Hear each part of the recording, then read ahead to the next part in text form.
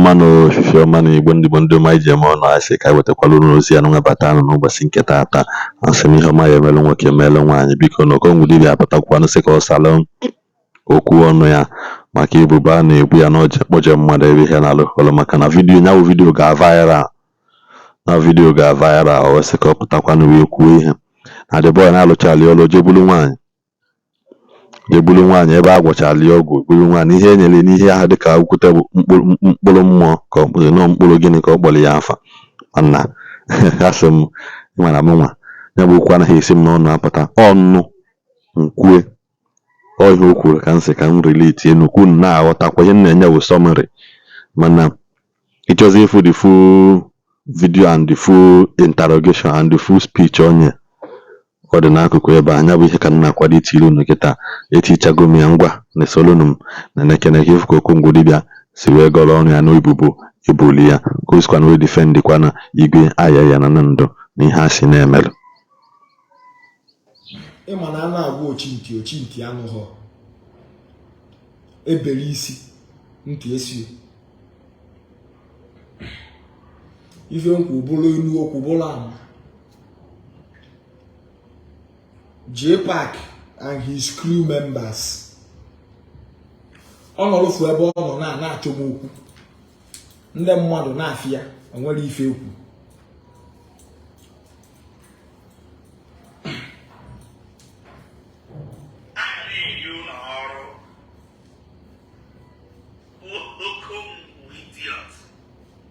I want to fool this guy.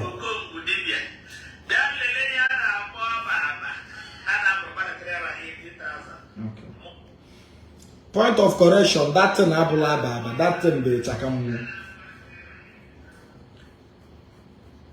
Nge wabu ofeke putani ekwu okwu ife maro.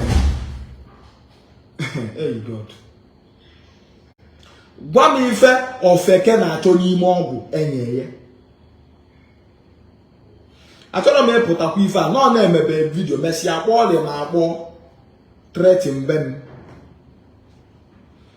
Ịpụta na threat onye malụkwa amalụ na agụghị egbu abụ ọkọnụ maka nwaanyị na-ele restaurant. Ịnọkata iwere egwu na-etrete na mmadụ sọ kpatabe ego sọ ụmụ ebe a na-ele egwu sọ ụmụ aka eji aka ọkụ egbe.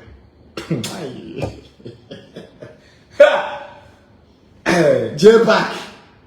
J-Pack ị na-achọkwa m okwu alụsị dị ibe nga egbukwa ọgwụ ọmụ ife nji agwa gị achọghịzi m ikwube maka that small boy dị nkenke ịhanye anya bịa na-etrete na nke ahụ mgbọsị ọ kwadote anya bịa ka mụ na ya fụ. Ị na-ege ntị mgbọsị ọbụla o ji kwado o nwee voice note m na-epre elu ụlọ. Mana before m play that voice note achọgodo m ibu ụzọ kọwara ọ na-evebe ịchaka mmụọ because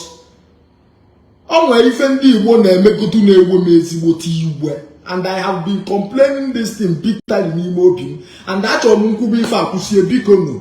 kpee n'ikpe a ọ bụrụ na ọ dị m nwee ndị penalty ọbụla asịrị na mma akwa wipe.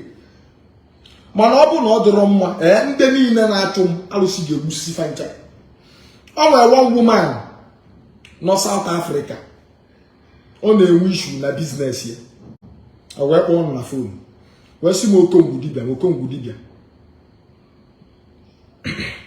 mụ na nekwa ife na-emenụ nsị aka ife ọ sị na business ya agazi aga na everywhere kpochi ya akpochi and na ọ bụrụ na ọ mara esi nnu na ọmụ esi nnu na ọ na-asị nsi ọ na-asị village bata na ọ nwezi ife ọ na-eme na-aga aga nsị a business nni ka ọ na-ele ọsị wee si oke ncheki because dibia niile m na-agba vidio nwere ifefa na-alụ ịchọ kuruo da nge m ntị ịchọrọ ọkọgeribegodo na comment section ndị na-ege m ntị na-ege m ntị wee si oke wee je cheki sie wee sị mba na onye ga-alụ nwa ọrụ a nwere onye ọzọ na-abụrụ aya na ndo. This video na-agwa ọka dị na my page and ayọgidego that woman ya send the album voice note ka m nwee ike play ma ọ bụ omelu video send the album so I can also post for you people to see. So ọkwa ka m kpọrọ ya jee bọọlụ si after sometimes uche mpụadị ya nche so anọ m ejesigo mbata dị nye ana ka m zuo ike kọlụ wee bata mụ na nchetazikwa onye na-ekwu nsi ya mba na o wee kọwaba nsị oke na m amalụgo ka o si eme o wee sị na Chukwu ya gozi m na ọ ga-adịlụ m na mma mụ nsị a ka ife mee m o wee sị na ọrụ akwụkwọ ụgwọ na ife agabago na ife na-agasịrị ya ọfụma kịta o nwekwa ọrụ ọzọ ọ na-alụ m ahịa akpọ afa nke ahụ agbasala ụlọ mana ife ejikere mara ya bụ nri mana those two things kpochi ya akpochi ọ sị na ọrụ akwụkwọ ụgwọ mụ na nekwo nsị a eyi ọ sị na evu nsef na ya ga-ebunye aya na ndo moto nchekwa m ife ekwu aka o buru moto bie aya na ndo dado bi ihe moto ka ọ sendịrị m 100,000 naira dado bi ihe moto ka ọ sendịrị m 100,000 no ifo sendịrị m na account which is emekwa ndị video gosi onye ọbụla dị sleep na ego this woman nye m wee sị m thank you tati duma for tom nwa aṅụrị wee sị na sinsi m ji wee rụba ọrụ ojebe ndị mmadụ na nke dibia sọsọ this woman bụ onye ife mechigbo ọpụta openly kenem ekwu aka o mehọ 2 weeks o ji wee rụsie ọrụ ebe udejirikwa ọsị nnọọ ọfịakwa na nekwo ewepụtara m onwe m wee gagide ije dị n'efe a wee fụ na dete ngala ọfụma klikie efetabakwa wee si oke ibe nji ekwula okwu enwere efe ọzọ this boy say that small boy I will not call his name no na nnechi I'm just waiting for him ka ọ gụgọrọ si akwado anụ m echi ọkwa sị m meetie ya on Wednesday anụ m echi ije na I will still show you people the video ọlụlụ si ọrụ kwụọ ya ụgwọ this guy bi onwere ife o ji ojilo 10 naira ojilo ene shishi afụ 10 kobo ọbịa nwụrụ ọkụkọ igwe aya na ndo anọ ọ dị idiot send them this video ka m gosi unu the video send the salon send that he will deal with me onye ọbụla ji ọsọ ekwokwu ọgụ amụta nya iji ọsọ na-ekwokwu ọgụ mara amarụ na ọgụ bụ ọnwụ wait I'm there. Let me find the video Kalma. So I can be. I send the video on my page. This idiot now. Uofu efi obu na efe anu na-ekwu bụ asị nnaba n'abalị a ka arapụ iteta. O kpu ofu efi wele ego wee bịa Thanksgiving na nke anya. Ọ bụ m nwanye ya kọntraktị o ji wee jee ebe a je ọrụ ọlụgba ọlụlụsịa ọlụkwụọ ụgwọ o wee kpụrụ ofu efi wee jee Thanksgiving na nke anya. I will still post that video. Mma agba mbọ fụ na mfu that video. Onye mere James Nana Okafọ RIP gbuo ụmụnna gbuo ebe a gbuo ụmụnna tọnda gbuo amụọfịa. Onye mere that video bụ Wagaji comedy mere that video mbọsị ọkpụ efi okpu Thanksgiving bịa na nke anya na ndụ. Ka nzuzupugodo onye ebe akwụ ife na-ekwu.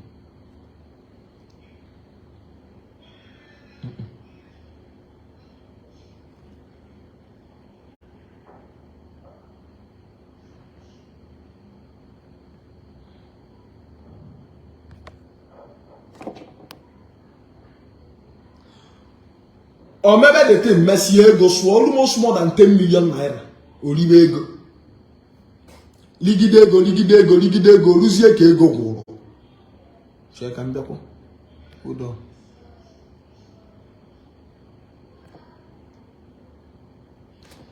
O ligide ego. Olu ka ego gwụrụ ochi ya kwa azụ na nke anya jemitie si ama ọrụ ada akwụsị ụgwọ na ego adị ọzọ. But meanwhile, before that ego drop, what this boy enwere ka o si kpọọ na phone si m Okongwu ife agazikwa na ọfụma ife adịkwa na mma na ife adịgo mma ka nke a ya emere ka a ya esi wee mee anụ ọzọ m mkpọtụ ya again. This boy wee sụọ ndagide ego niile ọgwụ ọ bụ obula akwụna kwụọ ya 50,000 laa akwụna na-ego Igbo na-ese ligide ego libe ego nnọọ lichasị ogbo oyi ofiluzie na mmụọ dịbe yi ekwe ka ife ọbụla ọ metụ aka n'ụwa agazieri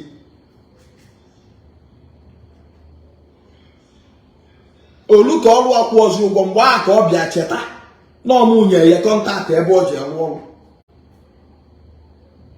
minwa ya ịchaka mmụọ ị na-egbuwasị na-asị na ife ju n'ime egwu okwute na aja na-egwu gị wayo n'ofeki nke nwanụ nke ọzọ data ịchaka mmụọ ị na-ekwu okwu ife a niile dị na ya na-ayọsị na-ayọ kakakaka bụrụ okwute ọ bụ na onwe ndị dibịa nọ na this my page ma ọ bụ ndị eze nwaanyị nọ na this my page onwere onye amara ife a na-akpọ mkpụrụ iyi mkpụrụ iyi na-adị na mmiri ọ na-adị n'okwu alụsị okwute mmụọ ji eje ọgụ eji ya alụ ọrụ ụfọdụ ndị na-eje mmiri na-ebu ya eje mmiri o nwere ife ejiri ya eme mkpụrụ iyi ya bụ nya bụ mmụọ ọ dị ka ndị na-eje asata alụsị ịpụa emebere ife a ga-emere na alụsị mesịara aịda na-enye ego odo ọ na-atụtụrụ ofu okwute dị na alụsị nye gị ịpụa na n'obe ya igbusara ya ọkụkọ gbu ya ife ọ ya eme ife ebido mebe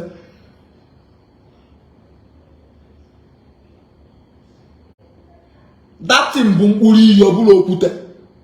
plus ọgwụ anụrụ anụ dati mkpụrụ iyi na-adị 200 ose ọjị na-adị 200 plus anụrụ anụ ọnya bụ ịchaka mmụọ datin na-abụlọ sọ ka ọ lụbara ọrụ ndị ọ lụrụ ọrụ ụka nkụ and ọbụla mmadụ niile ka ọgwụ na-efefọ kpata nji wee gwa ya na bifo ije na nke dibịa ka ọ rụọ ọrụ mee ka eshọn ịkpọtugochi ije mmiri setụlụ ndị niile gị na faya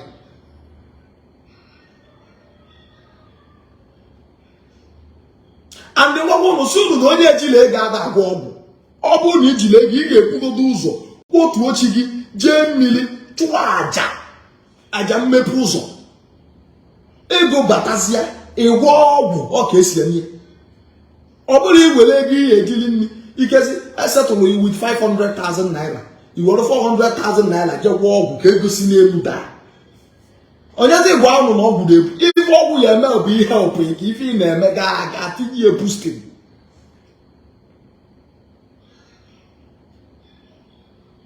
and agwa m ụnụ time with that number na nsebe dibia video sesia dibia video before you go there call me on phone ife ọ bụla ị na-alụ mee ka mmalụ mee ka ndị a wee first before ị gaba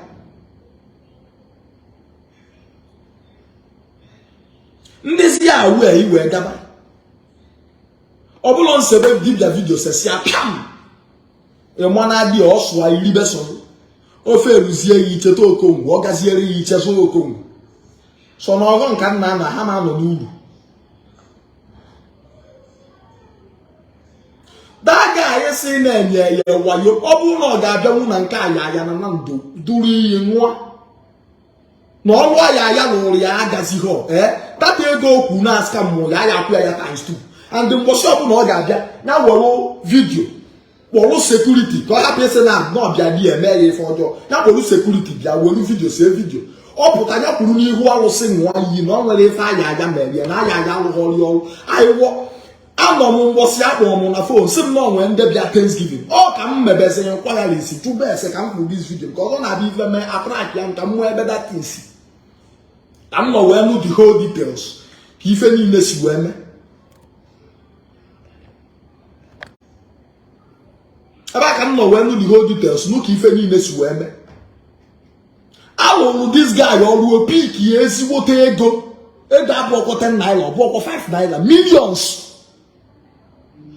nsịkwa ha asị ka m nwere anya selu mmiri this boy rigide ego niile a richasị asụkwọ nda adịghị ụmụnụ ọrụ mmụọ ada like ife mpịtọ ị na-arụ ọrụ mmụọ sọ ọrụ mpịtọ ọsọ ọ bụrụ ị na-arụ ọrụ ife dịka enye ego ọgwụ iwere bịa debebe na-ebu nwaanyị na-abata na-agba ọgwụ ọgwọrọ gị ụchụ na-agbụ ya ọrụ akwụ ịgbọsịa ọgwụ ịnwa na ọmụmụọ ka ibu bata na ọ bụ ọdịrị ọgwụ ọ bụrụ ọgwụ okwe na-ekwu ife a dị ịchaka mmụọ mmụọ ife mmụọ ji eje ọgụ ife dịbe bụ mkpụrụ iyi ndị mmụọ ọ ife enye gị edebie iburu nwanyị bubata ebe agwọrụ gị ọgwụ debe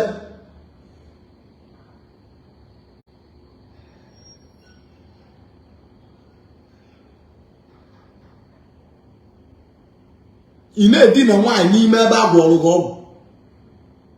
idinasia nwaanyị dinasịa eme expect ka ọ gwụrụ ọrụ gị ọrụ ego nke aya bụ ihe ebe ike n'ife iji eme nke a na-akpọ jee paakị pụta online ọ na-akọgheri efe dịrọ shọ akpọpụta fụ na-asị gị ngwa nyegoro full details na aka ife niile asị wee eme ị ga-enye m full details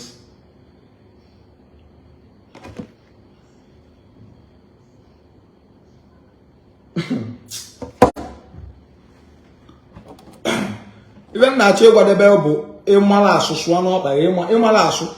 sụọ n'ikwu ịmara asụ sụọ ya n'ọkpa gị ị na-ege ntị ekwu m efe a time with your number na nse dibia video does not mean me ga-aga dia my own way of content creating bụ ije review see all the native doctors ebe ọbụla fa na ọ maka my own pattern of content isede ọ gị nwe ife inidi ma ka isi chọọ ma ka o si akpa wee mụ onye ga-alụrụ ọrụ and before you go there call me because you kwechiri na ka ime rie so record everything so ya anwụ nwa so agaghị na m because ọ bụrụ nsebe video sesia dị inye ana na-ezu ike ịnwa jogo mana mmadụ ka ife siga ikezi ijebego jerejesia natazia yazi agwaba mụ ijikwa wee jee ebe nwanụ o jikwa wee bụ nwa nnụnụ ịgwakwa ọmụ bife ga-adị ya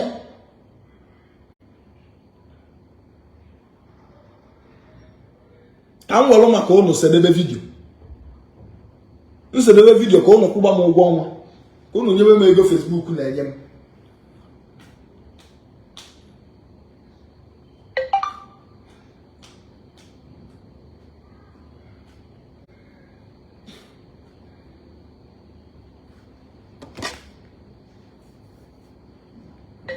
agwago many people onye pụta ebe ọ send alum fake transaction the only one account number ka m nwere agwago m ụnụ before unu etile onye ọbụla ego ọ send alụ onye ọbụla enete kpọọ m video call confirm nwa n'ọmụnwa make a show n'ọmụ because many people ji my fake account my name emepe fake account on Facebook. Many people use my name and make a fake account on Facebook.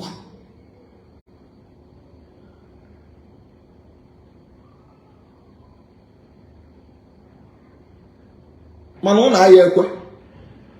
O imeme mesia. Iwe bia cheta nke Okongwu mere na nke Okongwu emehọ. Okongwu Dibia bụ onye ori. Agwọrụ nga ọgwụ ebia bem. Ngwọrụ ọgwụ. Meanwhile, that boy na-atọ were ife a alụgbokọ ọrụ ya ọrụ piki ego. Piki bụ ego piki. Iwe mbụ na oli ego niile asafa ncha 10 naira onye hụ m.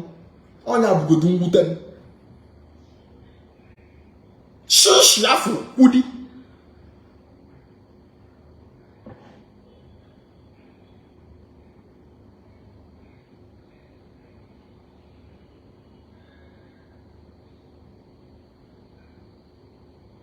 Enyezi agha ọgwụ ọzọ iwere ọla akụ gbuo ọgwụ gbusie pụta imerụ vidio sendere na WhatsApp mụ na ihe sendere ya jee paakị ka o postuo ka ntụba ya egwu ịmara the whole media si ju na the whole world na ife ngwa gị bụ ife iruo na-egwu gị wayo why can't you come that place ịrụ ọrụ face onye rụrụ gị ọrụ face to face gwa ya n'ihu na ogwu wayo why are you calling me on phone mụ na ga-eme business amam onye bụ ịkpọnugo na phone before nna jere ego wee jelu gị ije nna jere ego wee jelu gị ije at least face ye jokwu ebe ebe afọ alụrụ gị ọrụ ije dị ya gwa ọga na ife lụrụ m aga ịnwa mmeni ya nụ maka ịnwa na ị na-alụri onwe gị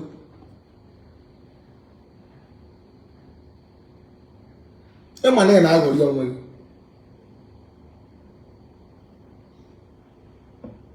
asọ nke a na-akpọ jee paakị Okay, for one day he get a fair nacho. He get a fair nacho full boss. United Melo Gabaniko Yedu.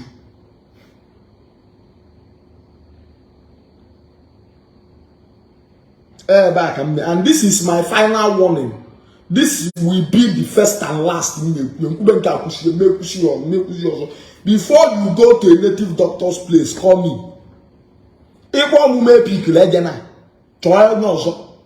solo on my video. If you call me if I didn't pick or you send me message and I didn't reply, you no go.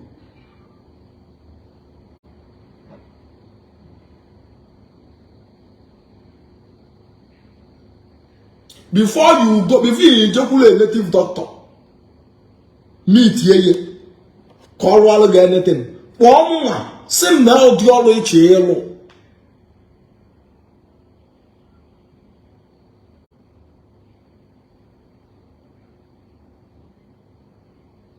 One video call make you sure no more. And again will be abia. Una MS na say lo all online. Because you so many people want.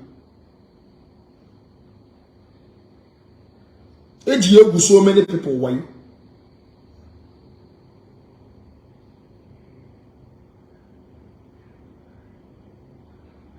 And the baby jokule native doctor call all nene obosiala gafa nene na mo gini e jammu na mo ga na batako nya ayelo anything.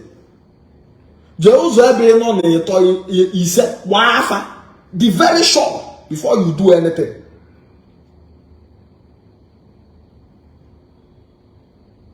This video says ya egbo elu fiaka jeba ime mesia ogazi gafia cheta mpobam man Okongwu Dibia na exist.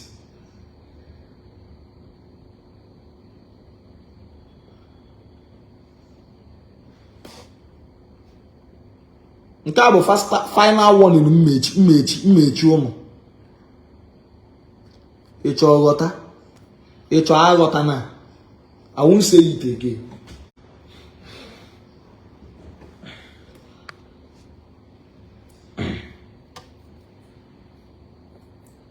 Mmekuzi ọzọ.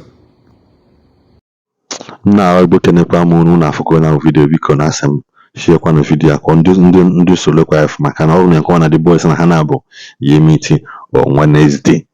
So ono bụ no si na dị aya na logo chebili na-eche ka ifu mgbe okpọtụ mgbe ọda maka ndị na-adọm vam sị m na m na-esi etisa Igbo na ma anaghị alaiki ihe ọma na-eme na ala Igbo wee na-asụ biko onye zuo nwanne nwoke ụshọ wee ihe ọma onye kpọọ ndị na-worship ihe ọzọ oyi ọwa ihe ọma anyị nke na-akpọ m isi na mansị na Mathias na agha ala mata na-asị m nke a na ndị na nsị ha nsogbu adịghị nsogbu ada asị mbọsị ntachọ na were nchi onye jidere Mathias n'oge mgbe ekreti Boko Haram na ala Igbo anyị kịta oseti onye jidere ya onye ọbụla na-eme ihe ọzọ na ịkpọbịa iyi na ọ mara ife ọ na-eme nkwu okwu isi na nnọọ m nwa na-ayị ala ọ bụ na o si na dị mana mụnwa onye ihu sarịsarị onye obiọma ụgbasahụ m eziokwu ahụ mma ka mmanụ ekwu asị the truth you know shall set you free. Ọ bụghị nke na-amahụ we shall know the truth. Ọ bụ na you don't know the truth it shall never set you free. Mana asị m ka ike na enwekwara na mgbọsị ọzọ na ekwechakwa m ka ọ ha m n'ọnụ.